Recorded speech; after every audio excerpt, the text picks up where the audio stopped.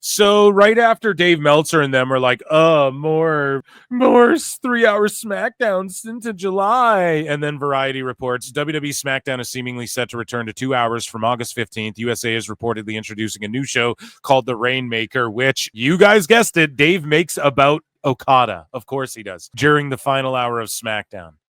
Here is a video from Alfred Konuwa, who says no matter how many run-on tantrums whining about math and ticket sales Dave Meltzer throws when WWE counter-programs AEW, WWE is countering AEW's buzz. And this is a little bit, it fits into all categories, but it mainly pertains, it's a WWE, so here we are. Goldberg returned on Raw to confront Gunther, and I'm telling you right now, Goldberg is going to win the world title at Saturday night's It wouldn't shock me, guys, because then they can go rematch at SummerSlam, and then he just drops it at SummerSlam. You know what I mean? Or to whoever wins it from him. It's a wild prediction, but I would not be shocked. And you could even have Jey Uso be the one to get it off of Goldberg somehow. But again, is Goldberg's body able to do that? That's what I'm worried about, but we'll see. WWE is counter-programming AEW all in Texas that night, not to put them out of business or to hurt ticket sales, but to hurt what counts most in any wrestling war: popularity, buzz, relevancy. By the end of All In, WWE wants you talking about WWE. Not the great white hope Adam Page saving AEW from skinheads, but Goldberg winning the world title in his retirement match and possibly losing it in a cash-in after taking his own move. Ooh, yeah, that's right. See, Chad, I've that up too. I think me and Jake were talking about that. But yeah, the cash-in as well as there. Imagine Seth cashes in on Goldberg after he beats Gunther. And then that's how, and I explained this as well on the members show, I think. So become a goddamn member and you hear this stuff first. That's how you turn Gunther babyface too, because everyone's like, well, how do we turn him babyface? Naturally. And I always pitch this. You don't change anything about Gunther. You just like naturally have him be a badass, kick-ass dude. But how do you do it with something like this where he's forced to chase somebody that we don't like even more? You know, Goldberg beats Gunther. We're like, what the? Seth cashes in, stomps Goldberg, wins the belt. And then the shock and moments there, the buzz is there, like Konnan was saying. And then you have Jey Uso wanting to go after Seth, and Gunther wanting to go after Seth, but then Jay wanting to go after Gunther still, and then you can get a triple threat. You know what I mean? All of these sorts of things down the line. It works, man. This might be the route they're going. Leave it to @ThisIsNasty, Pro Wrestling Bitch. Shout him out to drop some bars like this. Move the spear from Braun Breaker. Regardless, a predictable Gunther win in the main event will do nothing to compete with AEW's finest hour. A Goldberg win, on the other hand, will completely upstage a title change in AEW, even if it does. Yeah, it's like the moment where Mick Foley won the belt and everyone will be like, what the? And they'll have to switch over to see. But unfortunately, in social media, it's all about the social media numbers and shit. Mercifully end AEW's worst storyline of all time. Just ask Ospreay. AEW sucks right now. Goldberg. Let's see it, man. Let's see it. I want Goldberg to win the title just to watch the IWC meltdown. And speaking of Goldberg, here was him mere moments after he made his return, and he's blown up to shit, sweating profusely. I don't know if him winning the title's the way to go if he looks like this. I think they should not do it if they are hoping to get it. Well, unless they have if it's a cash in with Seth, if they're doing my idea and trying to push it to SummerSlam, that's a bad idea. Like, I hope that they're not trying to do a long-term play like that. If they're just doing it like that night he wins, Seth cashes in, Breaker spears Goldberg, right? And then he eats a tsunami, and then the stomp, and then the one. Do that, fucking do that.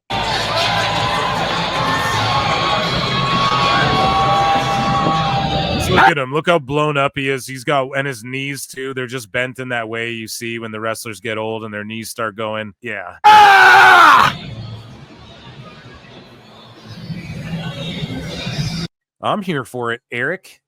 Speaking of Mexico, it's a hot lucha summer. WWE today announced its return to Mexico this July with shows scheduled for Saturday, July 26 at Arena CDMX and Sunday, July 27 at the Arena Monterrey. These will mark the only WWE events taking place in Mexico. Names advertised include AAA stars Pagano, Psycho Clown, and Mystery Guana, as well as Penta, Rey Fenix, Dominic, Cody Rhodes, Jey Uso, United States Champion, Jacob Fatu, Gunther, Stephanie, everybody. And yeah, Mexico Super Show, a 2-day affair. Speaking of No, I'm not even going to do that. Charlotte Flair says Chicago is the worst city and absolutely has the worst fans in the world. The best fans in the world are from the Northeast. I think so. They're the smartest ones overall. Chicago fans are the worst. It's the worst wrestling city in the world, the worst, and they know what's wrong with them. Okay. Shaquille O'Neal and Tyrese Halliburton and another NBA guy were added to WWE 2K25. And they didn't even give everybody the fucking celebrity that was supposed to be in the last DLC pack. So I don't know what 2K's doing. They need to fuck around and figure this shit out. You know what I mean? Konnan says The Undertaker is looking to officially join the creative team in WWE. Gee, you think? Undertaker wants... No, I love Konnan for getting this out there because... I mean, he's going to be working there more. I get why he wants his wife around, especially with the heart issue. And if anybody would understand, like, good creative, it's Undertaker, you know? He got the most out of everything he did. So Undertaker wants to get into creative. He likes it a lot, and he's been part of creative Money in the Bank. He was at the other one, Worlds Collide, and he's very interested in being part of the creative team in WWE. Again, before this aired on K100, Husey DM'd me this, and I read it on the fucking show. I believe. So you guys got to become a member.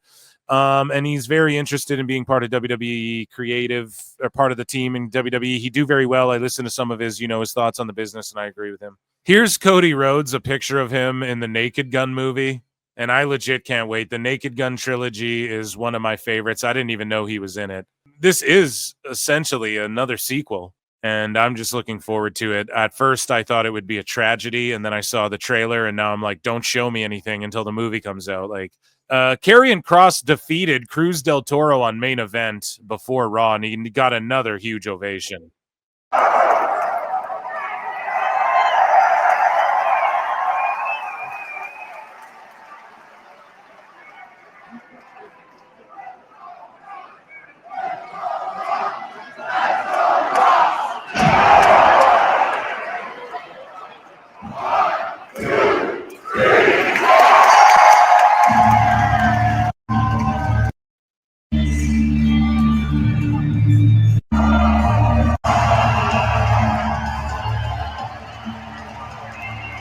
Yeah, we got to keep doing this. Okay, we got to keep getting this guy over. He needs something. Triple H, I'm watching you. I'm watching you, dog. He better get a fucking push, man. Big time this year. Konnan says he told WWE President Nick Khan he believed they hit a home run with the Worlds Collide show earlier this month, and Nick Khan's response was, no, we hit a grand slam. AEW Grand Slam live in Mexico City tonight. The best guys? Best guys, Tony Khan. That's fucking funny. Disco cleared it up too. They were in context. They're talking about like the internet numbers. If you guys watched NXT, so basically a bunch of shit went down. Blake Monroe signed her contract, bitch slap JC Jane, Inamura pin Trick Williams, AJ Francis teased doing the flop dollar flop, and he fucking didn't do it though, and it was amazing. And him and KC and NXT are fucking mwah. Yeah, Inamura's pinning Trick Williams, and we got just madness. It's just madness in NXT.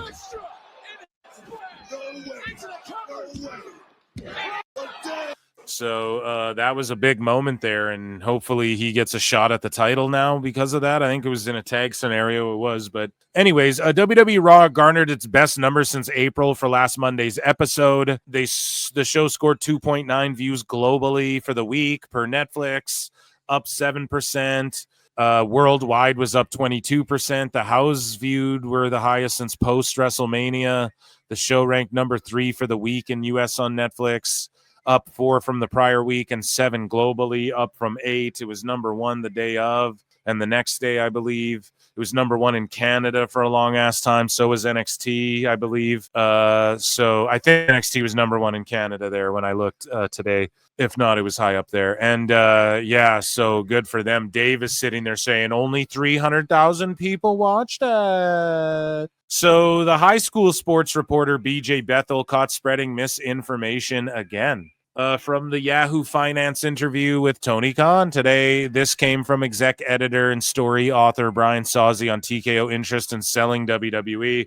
So this has been but this is a rumor. There's no interest in selling. Hey, there's speculation that surfaced that TKO might want to unload WWE. That's why they bought AAA. And then all these restart sickos are like, yeah, WWE $3 billion in debt. No, TKO's $3 billion in debt. And they just spent shitloads of money, and the UFC rights are up at the end of 2025. So what do you think they're going to make just on that?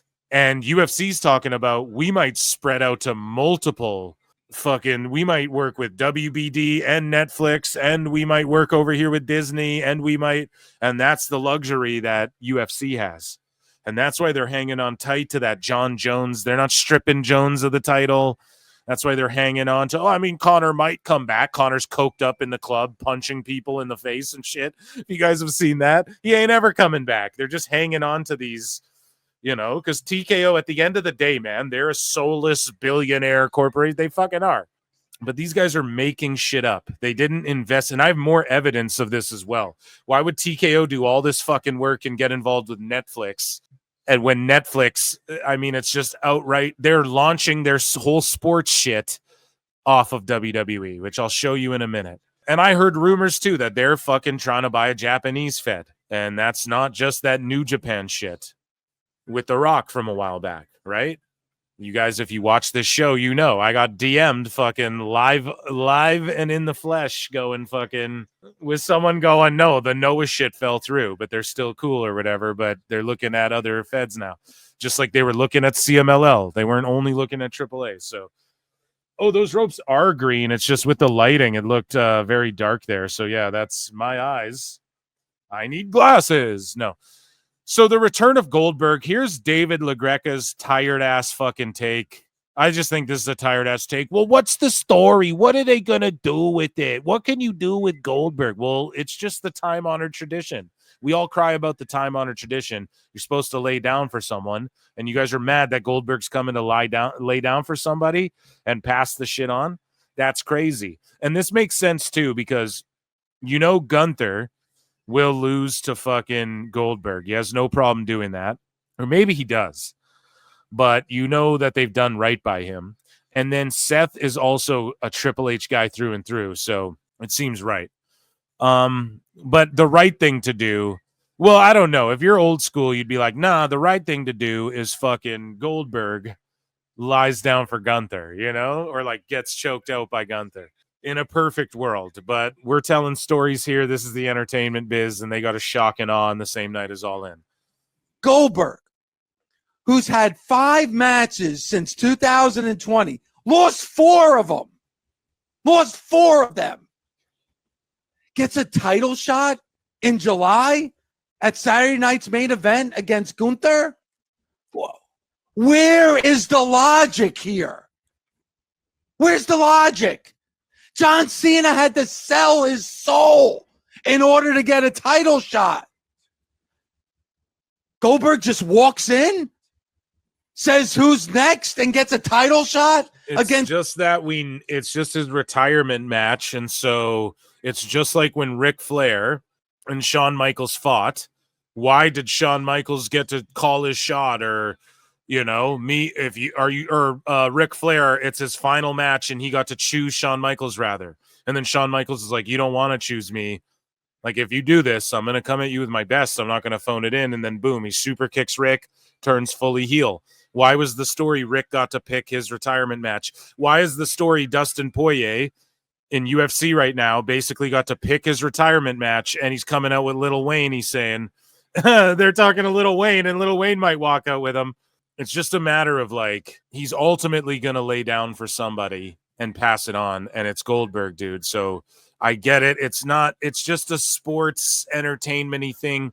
The UFC does shit like that. John Jones got to pick his fight and fight a retired Stipe. Stipe didn't fight for 3 fucking years or whatever. Comes back and fights Jones, right? The last we saw Stipe, he's getting KO'd by Ngannou. He comes back eats a wheel kick to the ribs, breaks his ribs, cuts his spleen or whatever he did, right? He had like internal bleeding and shit from that.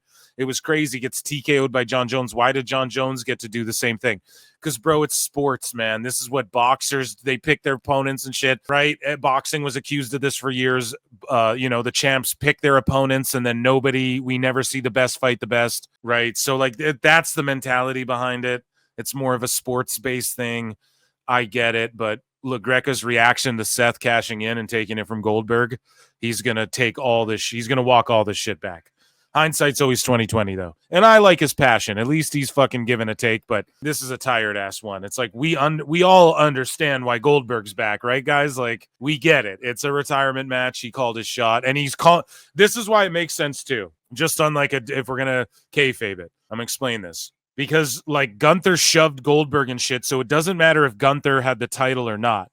When he comes back, he was calling out Gunther, right? That's all it boiled down to. Gunther took shots at him, so when Goldberg came back, he's calling him out. It doesn't matter. That is why this works. Now, they could have did it without the title, but I do feel like the cash-in is the answer here, and that's why they're doing it for the belt. And I think they are setting up John Cena versus Jey Uso. One time. You got to run that one time, right? It's Gunther at Saturday night's main event. So, like, even story-wise, it does make perfect sense. Goldberg would have called Gunther out if he was the crew tag champion. You know what I mean? He was just going after Gunther. It didn't matter if he had a belt or not. I mean, WWE, you have, over the years that this show has been on the air, has done some things that I have fallen to my knees questioning what is going on here. This has got to be near the top of the list. It's got to. Yeah, no. And then someone in chat saying can't slurp everything. Why don't, bro? And that's the fucking thing. Like, nobody is just putting this over but it does make sense why he called out Gunther. Like, this dude's not even thinking about the most basic thing, just what I said. This is more like, this is what people do in fighting all the time. And we talk about what's more sports-based and how they're sticking it to AEW. To me, this maybe they're not even breaking it down. Maybe that's me adding a layer to it, but I think it's obvious just in hindsight. Well, Gunther talked shit to him. Like, if we thought he was going to wrestle anybody else, and the whole time on this show, I was like, I'd prefer if he wrestled like a Logan Paul or AJ Styles who will make him look good. But the obvious thing is Gunther. Like, Goldberg isn't a guy. He has an ego. He's not going to let Gunther just talk shit to him without getting his comeuppance. And then how do you sell Goldberg on him dropping the belt to someone like him? This is his one and done. Seth's got to come out and do his thing. So it makes sense. Just Gunther. And would you rather Goldberg beats Jay? Fuck no. You know, Gunther can take the loss. His list of losses, there's like 3 guys who've beat him. I'm not like glazing this. I don't think Gunther versus Goldberg is the match I want to see. I don't want to see that match. I'm going to be honest. Like, if Goldberg eats a chop, I'll be fucking impressed. And this isn't I don't think Goldberg is going to get him up for the jackhammer. I hope he just does the spinny neck breaker he'd do in Japan, you know? And this is not the match I wanted to see, but story-wise, no. LaGreca's just not even actually thinking. He's just being faux outraged here, which is fine. But if you're actually considering the last time we saw Goldberg, he's coming out to attack whatever Gunther's doing. It doesn't matter what Gunther's doing. He could be feuding McAfee. He's coming out to help him. You know, he could be a tag champ with Ludwig. He's coming out to call him out, you know? Be near the top. I'm sorry, Bully. I know it's professional wrestling, but man, this is just incomprehensible to me. I don't. And guys, Tony Khan loves Goldberg and wanted Goldberg real bad. He did. And Goldberg was like, no, I just can't. This guy doesn't have a vision, you know? He said it. We covered it like a year ago. The interview Goldberg gave. He talked with AEW. And Tony loved his shit in Japan. Tony loved his matches in WCW. Tony loved that shooter style. And Tony loves Goldberg. So this is an ultimate, like, fuck you to him at All In. I'm telling you right now. And because Tony let Goldberg fumble. Or not let Goldberg fumble. He fumbled Goldberg. He fumbled Goldberg through his fingers. You guys get what I'm saying? Like, he should have been able to sign. Why couldn't he have signed Goldberg? Goldberg just loves money. How did he not get a match out of Goldberg at All In? Like, how did that not happen? At least one time, you know? It's crazy to me. And it's because, like, Tony was probably like, I respect wrestling, and I love wrestling, and I loved your match against Kojima in the fucking And you have Goldberg's like, great. So like, how much we bringing in? So who's like your most over, biggest, nastiest guy? You know? And then they're like, well, here's Swerve. He's our top heel. And Goldberg's like, you know what I mean? So I go over in 1 minute. So spear, jackhammer, done, right? And that's no disrespect to Swerve, but just think about what's the conversation like. Well, you know, we have fucking. I mean, Joe versus Goldberg would be cool, but Goldberg can't get Joe up, and he's got to get the shit kicked out of him. Like Joe will beats the fuck out of guys. Goldberg ain't gonna. This is why I don't like the Gunther match either. Goldberg ain't gonna get power bombed and shit. If he does, fucking A. I'm wrong. Maybe he just puts it all out there because he's like, last match, fuck it. But I don't like Gunther's going to be like doing holds and shit, which is fine. Hopefully he makes it. He's going to carry him through like a shooter style match. No one likes those. No one liked it when Brock and Kane did those. No one no one likes that shit in WWE. Either shoot or don't, you know? So anyways, here's. You could have made sense of this very, very easily. What if Gunther would have said, no matter who it is, no matter who comes down that aisle, no matter who comes through that curtain, I don't care if you work in this company, I don't care if you don't work in this company, no matter. Bully nailed it right there. If Gunther said that, that would have appeased all the marks. And then Goldberg could have been like, oh yeah, well, since you said it, like you talk shit to me, I'm back here. What's up? You didn't, now I'm in the ring. You put the challenge out there. You want to talk shit to me when I'm in the stands? Well, now I'm here. Bully's fully right. Fully fucking correct on this. However, is it necessary? No.